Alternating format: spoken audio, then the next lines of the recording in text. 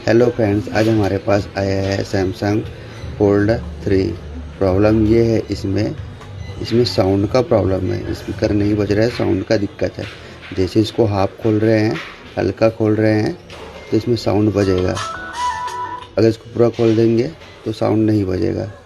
अभी साउंड बज रहा है, अगर पूरा खोल देंगे तो साउंड नहीं बजेगा।